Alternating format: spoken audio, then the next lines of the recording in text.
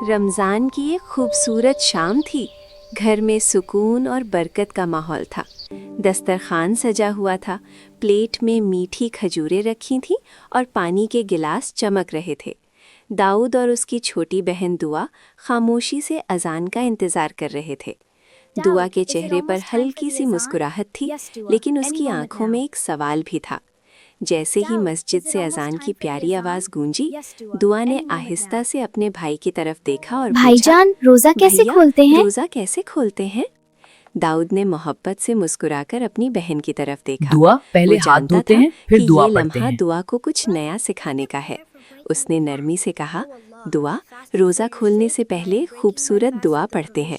मैं तुम्हें सिखाता हूँ, तुम मेरे साथ दोहराना। फिर वो आहिस्ता आहिस्ता पढ़ने लगा। अल्लाहुम्मा इन्नी लका सुमतु व बिका आमनतु व अलैका तवक्कलतु व अला रिज़्क़िका अफ़तरतु। दुआ ने तवज्जो से सुना और प्यार से अपने भाई के साथ अल्फाज दोहराने लगी। दाऊद ने उसका मतलब भी समझाया। ए अल्लाह, मैंने तेरे लिए रोज़ा रखा, तुझ पर ईमान लाया, तुझ पर भरोसा किया और तेरे दिए हुए रिस्क से रोज़ा खोला। दुआ के चेहरे पर खुशी फैल गई, जैसे उसने कोई कीमती खजाना सीख लिया हो।